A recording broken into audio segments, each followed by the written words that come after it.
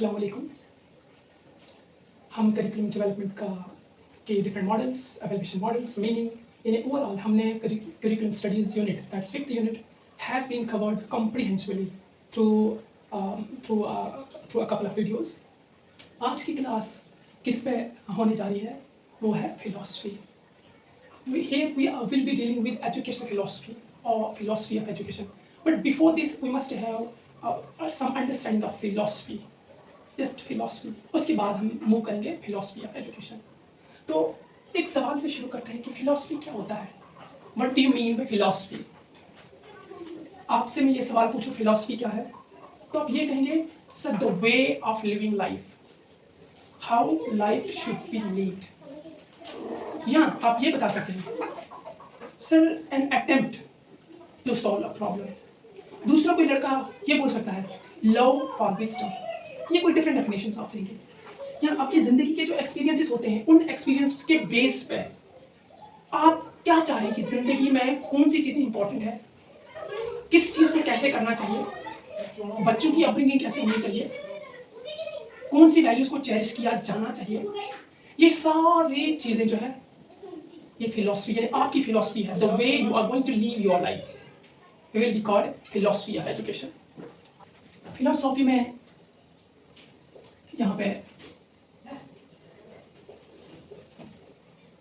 Sophia means wisdom and philo means love. आगे बढ़ेंगे हम। लव फॉर विजडम, ये सवाल कभी कभी आता है कि फिलो मीन्स क्या होता है और सोफिया मीन्स क्या होता है, इसलिए ध्यान रखिएगा। अब यहाँ पर फिलोसफी को हम एक को मैं लिखता हूँ मेटाफिजिक्स,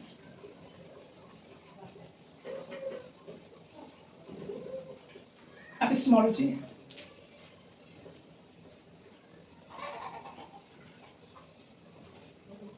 और एंड एक्सियोलॉजी।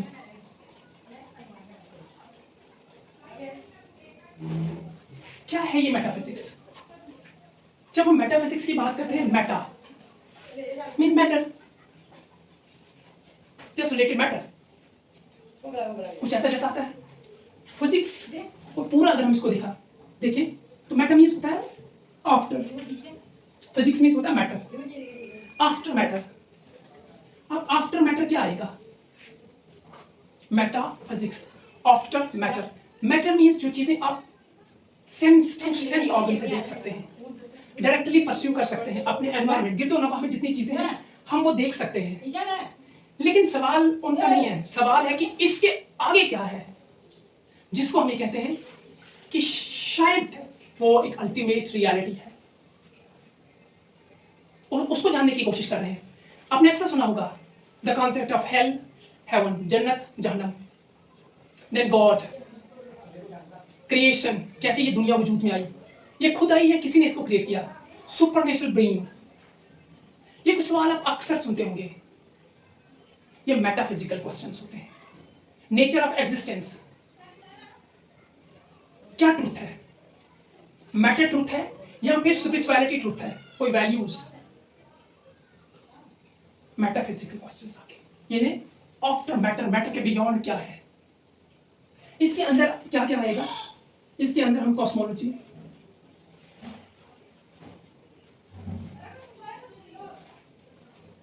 मैं थोड़ा इसको पीछे करता हूं, इसके अंदर कॉस्मोलॉजी आएगा,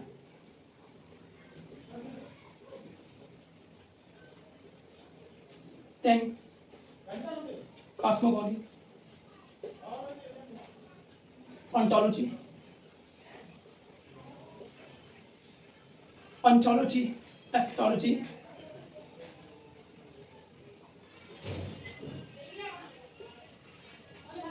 एस्ट्रोलॉजी के बाद इसमें आप क्या देखेंगे, इसमें आप ये कुछ चीजें हैं जिनसे क्वेश्चन भी पूछे जाते हैं।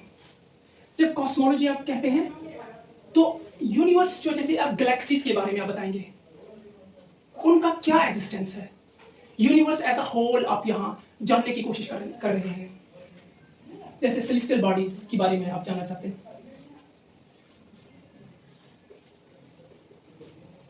यहाँ पे कॉस्मोगोनी के बारे में, क्रिएशन ऑफ वर्ल्ड, दुनिया वजूद में कैसे आई?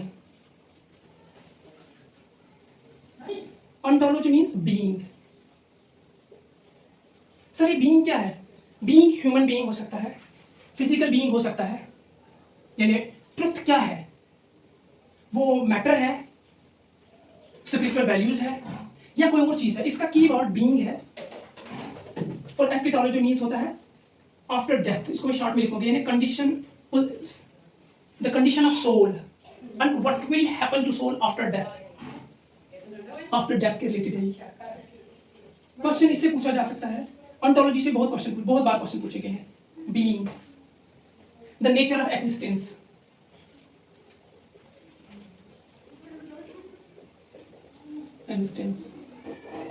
इस पर आते हैं।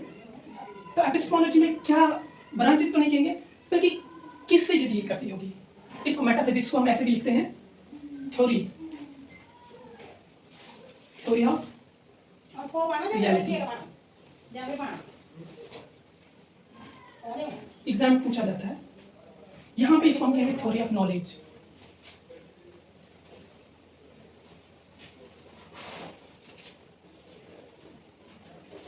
ये किससे डील करती है? How to study. अब इसने अगर कोई चीज बता दी, इसने मेटाफिजिक्स ने अगर डिटरमिन किया पर्पस ऑफ लाइफ क्या है, जो कि हम अभी एजुकेशन से रिलेट करेंगे इसको, तो इस ये भी कहेगी हाउ टू स्टडी। अगर नॉलेज किसी चीज को हमने बता दिया, ये पर्पस ऑफ लाइफ है, ये चीज सत्य है, ये चीज रियलिटी है, फिर ये कहेगी how to study, what to study.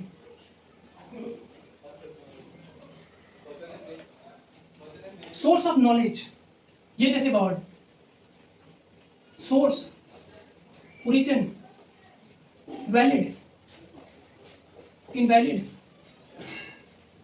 Valid, ये चीजें एपिस्टेमोलॉजी के अंदर आएंगी। अभी इंटरेस्टिंग बनेगा जब हम इन तीनों चीजों को किससे रिलेट करेंगे? फिलॉसफी, यानी फिलॉसफी को, इन तीन ब्रांचेस फिलॉसफी को हम रिलेट करेंगे एजुकेशन के साथ। अब एक्सियोलॉजी के अंदर क्या हम करेंगे? यहाँ एक्सियोलॉजी में हम देखेंगे, इसको मैंने लिख दिया थ्योरी ऑफ नॉलेज, इसको बोलते हैं। कई बार एग्जाम में क्वेश्चन पूछा गया। एक्सियोलॉजी, यहाँ ये हम देखेंगे, इसकी कई बार लॉजिक को अलग से रखा गया है, लेकिन कहीं बुक्स में लॉजिक को इसी के अंदर रखा गया है। मैं इसको ऐसे लिखता हूँ, इसके अंदर एक तो हमें आएगा एथिक्स और एस्थेटिक्स। ये एथिक्स लॉजिक में नीचे लिखता हूँ, फिर यहाँ पर, फिर यहाँ मैं लॉजिक भी लिख देता हूँ।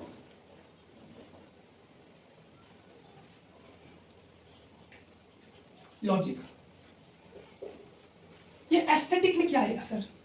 जब भी आप वैल्यू की बात करते हैं ना, वैल्यूज, जैसे क्या गुड है, बैड, क्या इस वे में बड़ों से बात करना अच्छा है या बुरा, क्या किसी को मुसीबत में काम आना अच्छा है या बड़ा, आपकी मॉरल रिस्पॉन्सिबिलिटी क्या है। ये गुनाह तो है, लेकिन कौन सा गुनाह है?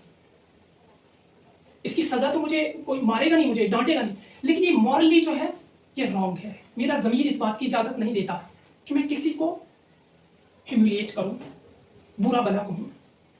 ये मॉरली तौर पर हम रॉन्ग समझते हैं। कंपैशन होना दूसरों के लिए, all these are values. Good क्या है, बैड क्या है, ये एथिक्स के अंदर हम डील करें। और एस्थेटिक में आप देखेंगे ब्यूटी क्या है, ब्यूटी रिलेटेड क्वेश्चंस, ये एथिक्स के अंदर ही आते हैं। हम सत्यम शिवम सुंदरम, जैसे ट्रुथ, गुडनेस और देन ब्यूटी, इसमें चली जाएगा। ये वही वैल्यूज हैं जिनको हम आगे जाकर आइडियलिज्म में पढ़ेंगे। वेल, यहां तक तो हो गया, समझ लिया हमने थोड़ा बहुत। लॉजिक में क्या आएगा आपका? लॉजिक को हम दो वे में ले लेते हैं, एक होता है इंडक्टिव और दूसरा इसका है डिडक्टिव। इंडक्टिव में क्या करते हैं आप? छोटी छोटी चीजों से बड़ी चीज की तरफ जाते हैं, और डिडक्टिव इसका ऑपोजिट है, बड़ी चीज से छोटी चीज की तरफ आते हैं। एग्जांपल ले लेते हैं, Ram is mortal, Shyam is mortal, Rahim is mortal, Divya is mortal, Zubaida is mortal. Then we can say all human beings are mortal.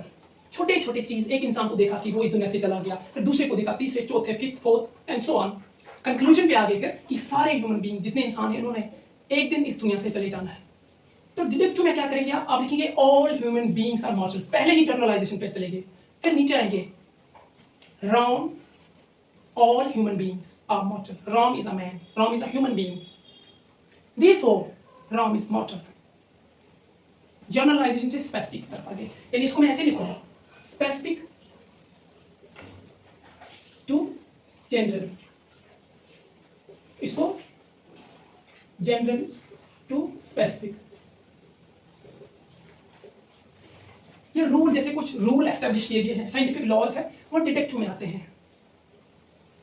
Science में चाहेंगे आप, साइंस इंडक्टिव मेथड से चलती है, बेसिक चीजों को एनालाइज करके उसके बाद उन्होंने लॉज लाए, थ्योरीज लाई। अब इतना तो हो गया, ये फिलॉसफी का थोड़ा बहुत समझ आ गया। मेटाफिजिक्स डील करती है वो चीजें जो बियॉन्ड मैटर है, गॉड का एग्जिस्टेंस क्या है, यूनिवर्स का क्रिएशन कैसे हुआ, कुछ इस दुनिया को चलाने वाला कौन है, ये हम परस्यू नहीं कर सकते, कोई डायरेक्ट सेंस से नॉलेज नहीं मिल सकता। उसके बाद सेलेस्टियल बॉडीज की अगर आप बात कर रहे हैं, क्या दुनिया यही है कि कुछ और भी, यूनिवर्स में कुछ और भी है, यही एक दुनिया है? वेल, फिर आपने नेचर की बात की, क्या है ह्यूमन नेचर, यानी nature being a human being, या आपने दूसरा कहा फिजिकल बीइंग। ट्रुथ क्या है, फिर मरने के बाद क्या होगा सोल के साथ। मेटाफिजिक्स ने डील किया थ्योरी ऑफ रियलिटी, इसको याद रखना कीवर्ड है पूछा जाए, और इसको थ्योरी ऑफ नॉलेज। अब इन चीज़ों को आगे जाकर हम फिलॉसफी के दो ऐसे मेथड्स पढ़ेंगे, यानी दो ऐसे फंक्शन जो फिलॉसफी में बहुत, जिनसे वो नॉलेज गेन किया जाता है। एक को हम कहेंगे इंडक्टिव मेथड, मेथड्स लिखूँ मैं यहाँ, एक इसका है इंडक्टिव, दूसरा डिडक्टिव। सॉरी, इसको हम लिखेंगे ऐसे मेथड्स में, इंडक्टिव से नहीं, एनालिसिस और सिंथेसिस।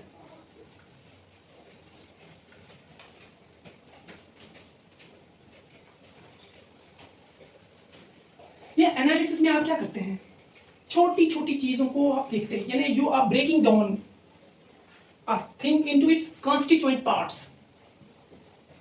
और सिंथेसिस में क्या करते हैं, आप उन पार्ट्स को जोड़ते हैं।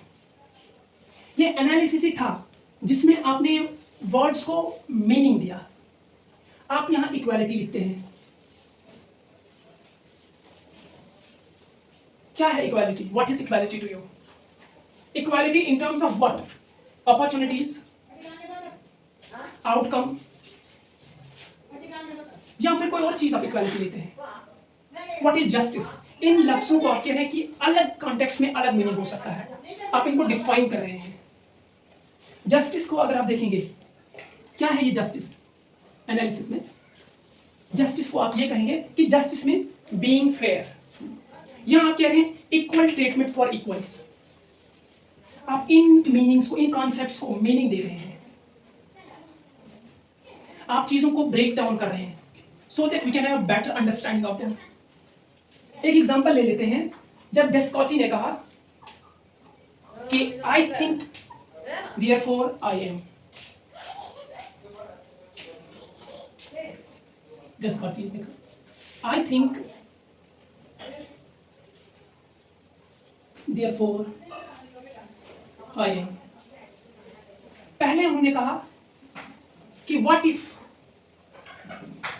माई बिलीव्स और whatever I believe in is wrong. जिन चीजों पर मैं यकीन करता हूं वो गलत हो, क्या पता। मैं डाउट करता हूं, मुझे शक हो रहा है। फिर कहा मैं मैथमेटिक्स पे भी डाउट कर रहा हूं। फिर ये कहा मैं डाउट करता हूं, यानी मैं सोच रहा हूं।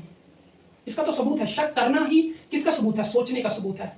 अगर मैं सोच रहा हूं इट मीन्स मैं हूं, मेरा एग्जिस्टेंस है। फिर वो क्या लेके, पहले छोटी छोटी चीजों से वो आगे बढ़ रहे हैं, वो एनालिसिस कर रहे हैं जो स्टोरी मैंने बताई। फिर जाके वो जो ये वाली जनरलाइजेशन लेके आए, आई थिंक देयरफॉर आई एम, ये इस एनालिसिस का जो वो कह रहा था छोटी छोटी चीजों को, मुझे शक हो रहा है, जो मैं मेरे बिलीफ से क्या पता ये सही ना हो, एनालिसिस आइए। फिर लास्ट में उसने उनका सिंथेसिस किया, आई थिंक देयरफॉर आई एम। यानी सिंथेसिस में आप क्या कर रहे हैं, चीजों को इंटीग्रेट कर रहे हैं।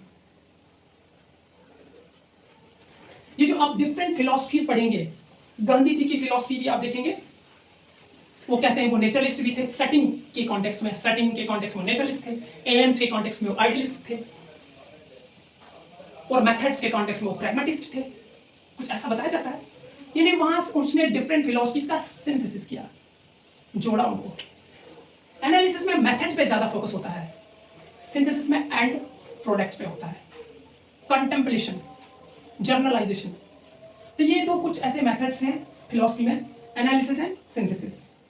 यहाँ पे ये मीनिंग देते हैं चीज़ों को। क्लैरिटी ऑफ लैंग्वेज, क्या है आपकी क्लैरिटी का मीनिंग आपके लिए? वेल होप इट्स इन, ये चीज़ आपको समझ आई होगी। अब इससे आगे बढ़ के हम क्या करेंगे, एक एग्जाम्पल ले लेते हैं। यहाँ पर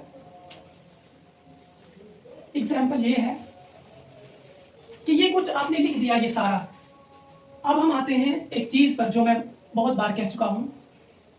यहाँ पे कहाँ लिखी, यहाँ जैसे लिखते हैं उस चीज़ को, क्यूरिकुलम को। अब इसको जब रिलेट करेंगे हम एजुकेशनल फिलॉसफी के साथ, तो क्यूरिकुलम जो हमने पढ़ा है रिसेंटली, उससे आसानी से आपको समझ आ जाएगा। मैं कंपोनेंट्स लिखता हूँ हमेशा की तरह, ऑब्जेक्टिव्स हैं, हाँ सर हैं, कंटेंट है सर, हाँ बेटा है, मेथड्स है, और क्या है, एवेल्युएशन भी कहा था सर आपने।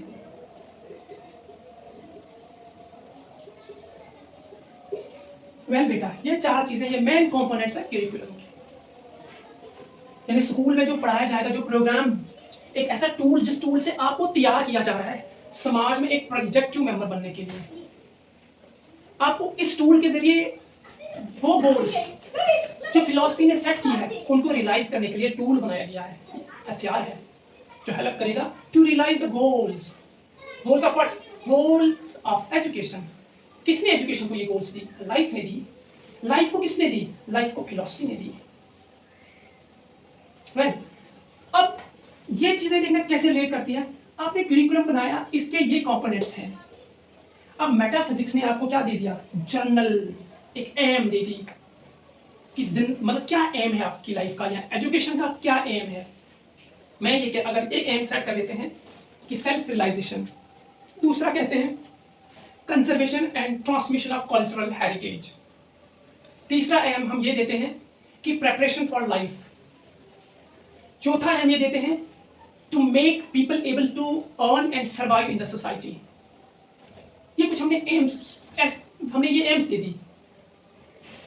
वेल, किसने दे दी ये हमें मेटाफिजिक्स बताएगी। एम्स जो आप ऑब्जेक्टिव्स में आते हैं, यहाँ पर क्या एम है, क्यों तालीम हासिल कर रहे हैं आप, बता दिया। Preparation for life, transmission of culture, responsible citizen, develop scientific temperament. ठीक है, आगे जाके क्या होगा? अब उस एम को रियलाइज करने के लिए आपके पास कुछ कंटेंट होना चाहिए। उस कंटेंट के साथ डील कौन करेगा? एपिस्टेमोलॉजी। ये कहीं बार क्वेश्चन पूछा भी गया है कि एपिस्टेमोलॉजी किससे डील करती है। 3 ब्रांचेस में से जो मेटाफिजिक्स, एपिस्टेमोलॉजी, एग्जाम, तो नीचे दिया था कंटेंट, ऑब्जेक्टिव्स और वगैरह कुछ। ये कंटेंट यानी नॉलेज, कंटेंट में कुछ सब्जेक्ट आप पढ़ेंगे वो नॉलेज है। उसके साथ एपिस्टेमोलॉजी ने कहा कि व्हाट टू स्टडी, पढ़ेंगे क्या। फिर पढ़ने के साथ हाउ टू स्टडी। जब हाउ टू स्टडी कह रहे हैं आप, इट मीन्स अब आप मेथड की बात कर रहे हैं, किन मेथड के जरिए वो नॉलेज उन तक पहुंचाया जाएगा। वेल, ठीक है। फिर सोर्सेज, ओरिजिन का नॉलेज, कौन सा नॉलेज वैलिड है, कौन सा इनवैलिड है।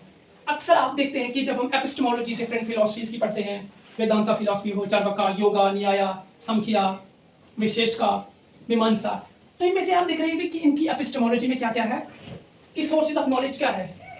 आप कह रहे हैं वेदांता में 6 हैं।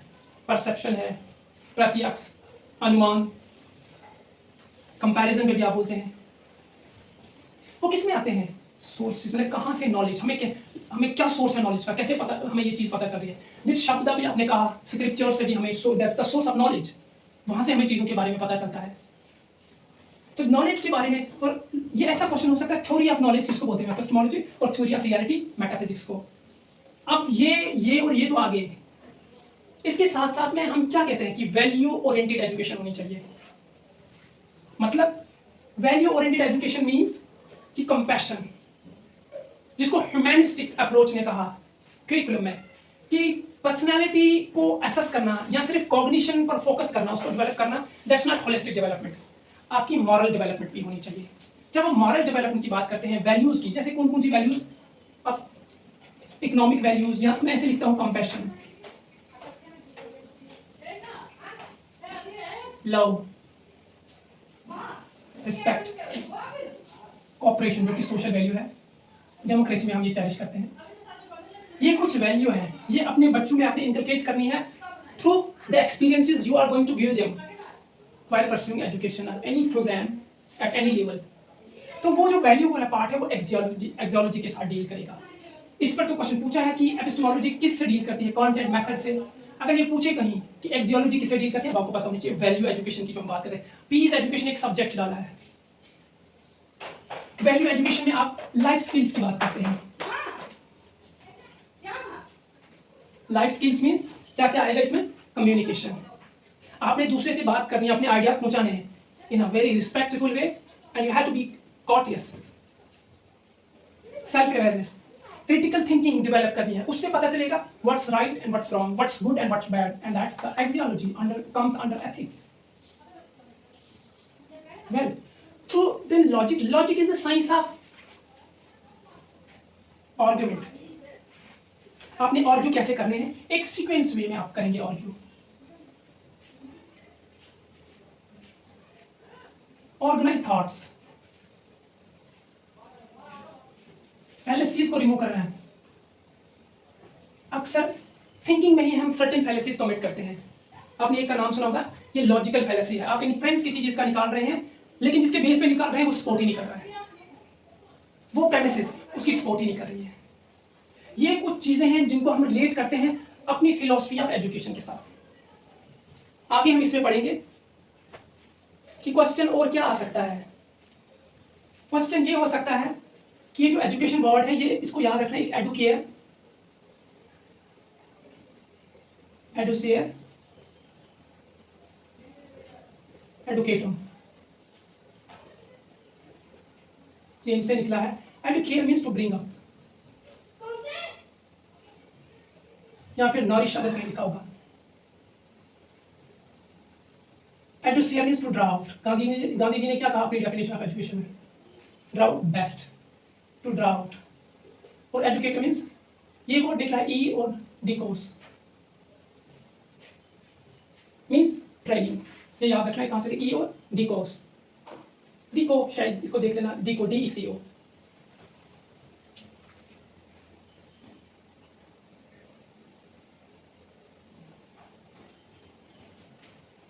डिकोस, इसको डिकोस मीन होता है प्रोग्रेसिंग, और ये होता है इनवर्ड टू आउटवर्ड। ये कुछ नाम आप याद रखेंगे।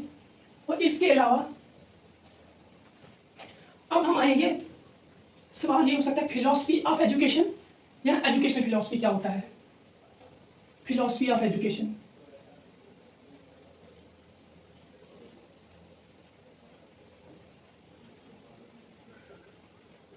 फिलॉसफी ऑफ एजुकेशन में आप क्या करते हैं कि जो जो फिलोसॉफिकल मेथड्स हैं वो आप अप्लाई कर रहे हैं एजुकेशन में टू मेक इट बेटर।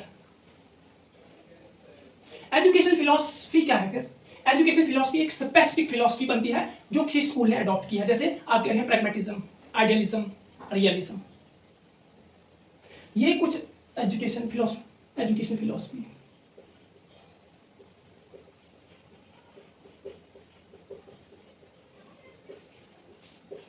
इन पे सवाल बन सकता है कि फिलॉसफी ऑफ एजुकेशन क्या होता है, एजुकेशन फिलॉसफी क्या होता है। ऐसे सवाल सोशियोलॉजी में भी बनते हैं, सेम ऐसे ही, हाँ सोशियोलॉजी में बनते हैं।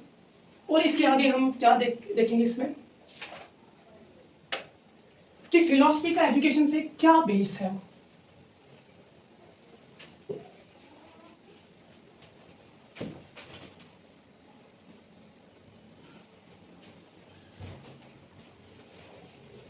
अब इसका रिलेशन, एक तो फिलॉसफी और एजुकेशन क्या है, कहते हैं कि फिलॉसफी जो है वो डायनेमिक साइड है, एजुकेशन जो है वो डायनेमिक साइड फिलॉसफी की है।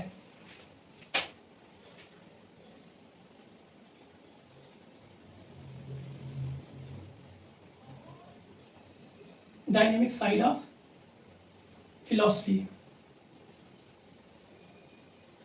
और क्या है, फिलॉसफी क्या करती है, ये एम्स देती है, और एजुकेशन क्या करती है, इसको हेल्प्स इन अचीविंग देम। उसने एम तो दे दिए, self realization, preparation for life, development of scientific temperament, critical thinking, लेकिन एक्चुअली वो कैसे डेवलप होंगे, ये तो थ्योरी दे दिया उन्होंने, ये वो एजुकेशन से होगा। इसने एम दिए फिलॉसफी ने, education helps in achieving them. और क्या है इनका रिलेशन एजुकेशन और फिलॉसफी का, एक को हम कंटेम्पलेटिव साइड कहते हैं, कंटेम्पलेटिव, और दूसरे को हम एक्टिव। कंटेम्पलेटिव कौन है, philosophy, contemplate, thinks, deeply thinking, और ये एक्टिव है, उस थिंकिंग को ये मटेरियलाइज करती है। एजुकेशन एक पर्पसफुल एक्टिविटी है, ऑब्जेक्टिव पर्पसफुल एक्टिविटी है।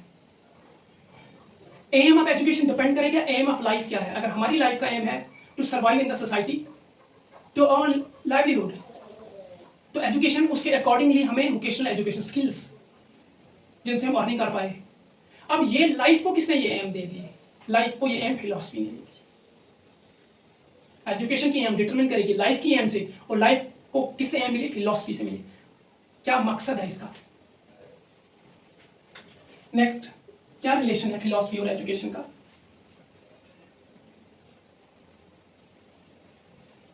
ये जो मेथड्स आप कह रहे हैं, कंटेंट मेथड, एम्स, इसको फिलॉसफी ने डिटरमिन किया।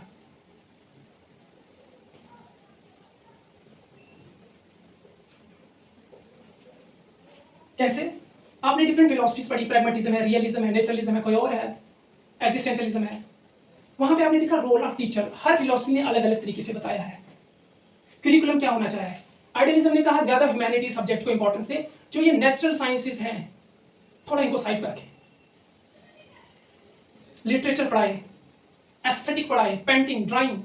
लेकिन रियलिज्म ने कहा नहीं, जो ये फिजिकल साइंसेस है, बायोलॉजिकल साइंसेस है, इनको ज्यादा इंपॉर्टेंस दी जाए। वैसे ही जो मेथड ऑफ टीचिंग है वो हर फिलॉसफी अपने हिसाब से डिटरमिन करती है। रियलिज्म ने कहा, क्या कहा, ऑब्जर्वेशन, क्योंकि वो साइंटिफिक है, वो वेरीफाई एबिलिटी, ऑब्जर्वेशन, जो चीज को हम देख सकें वही चीज है, कॉज एंड इफेक्ट, एक्सपेरिमेंटेशन, उसने कहा थ्रू ऑब्जर्वेशन। आइडियलिज्म ने कहा डिस्कशन, लेक्चर, क्वेश्चन आंसरिंग। यानी करिकुलम में क्या कंटेंट रहेगा वो फिलॉसफी डिटरमिन करे, किस फिलॉसफी को आप प्रमोट या अडॉप्ट कर रहे हैं अपने सिस्टम में।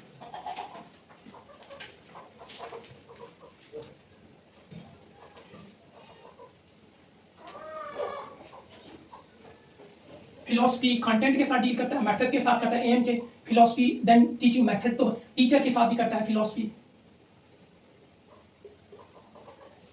कि टीचर का क्या रोल होना चाहिए, स्टूडेंट का क्या रोल होना चाहिए, हमारा एजुकेशन सिस्टम क्या समझे। आज कुछ हमने फिलॉसफी के बारे में पढ़ा, समराइज करते हैं, रिकैप्चुलेशन ऑफ आवर क्लास, कि फिलॉसफी की 3 ब्रांचेस है, मेटाफिजिक्स, एपिस्टेमोलॉजी, एक्सियोलॉजी। कहीं लॉजिक को अंदर रखा गया है इसके अंदर ही, लेकिन कभी आप देखेंगे कह रहे हैं अलग से होता है, ऐसा क्वेश्चन पूछा नहीं जाता कि अलग है ये इसके अंदर, फिर भी आप सुन लें। तो इसके अंदर क्या क्या आएंगी, कॉस्मोलॉजी, कॉस्मोगमी, ऑन्टोलॉजी। ऑन्टोलॉजी बीइंग इसका की वर्ड है, नेचर ऑफ एग्जिस्टेंस, क्या है नेचर, स्पिरिचुअल चीजें सही है या मैटर ही रियलिटी है, व्हाट्स अल्टीमेट रियलिटी, इसको किस नाम से जाना है, थ्योरी ऑफ रियलिटी, क्या रियल है। इस पूरे यूनिवर्स को कोई है जो रेगुलेट कर रहा है इसको, कौन है। कॉन्टिजेंसी थ्योरी, एक चीज दूसरी चीज का वो प्रोडक्ट या काज हो सकता है, तो इट मींस वो सुप्रीम अपने आप में नहीं है, ट्रांजिटरी है, खत्म हो जाएंगी। तो कोई ऐसा तो होगा जो खत्म ना हो, जिसे सबको बताया हो, जो किसी पर डिपेंड ना हो। अक्सर ऐसा डिबेट आप देखते हैं। Then eschatology, after death soul की क्या पोजीशन होगी, theory of knowledge, how to study, content से डील करती है, मेथड से डील करती है, नॉलेज का क्या सोर्स है, बुक्स है या परसेप्शन, जो हम देखते हैं वही जो दिखता है वही सत्य है, वही सही नॉलेज है, या इन्फ्लुएंसेस से भी हम अपना नॉलेज गेन कर सकते हैं, जान सकते हैं चीज़ों के बारे में। वैलिड क्या है, इनवैलिड क्या है, फिलोसफी के फिर हम मेथड्स पे आते हैं, फंक्शंस ऑफ फिलोसफी, एनालिसिस है, दूसरा सिंथेसिस है। एनालिसिस पार्ट्स को ब्रेक डाउन करता है, ब्रेक डाउन करके फिर उनको जानने के। सिंथेसिस में वो उनको मिलाता है आपस में। जैसे यहाँ पे एक एग्जांपल में मैंने दी थी, डेस्कार्tes कहते हैं आई थिंक देयरफॉर आई एम, पहले उसने एनालिसिस किया, फिर फिलोसफी ऑफ एजुकेशन और एजुकेशन फिलोसफी, इसको सही से पढ़िएगा। देन ये वर्ड कहाँ से निकले हैं, इनसे कभी कभार क्वेश्चन पूछे जाते हैं, तीनों याद रखना। और एजुकेशन और फिलोसफी, यहाँ ये है एजुकेशन और फिलोसफी का क्या रिलेशन है।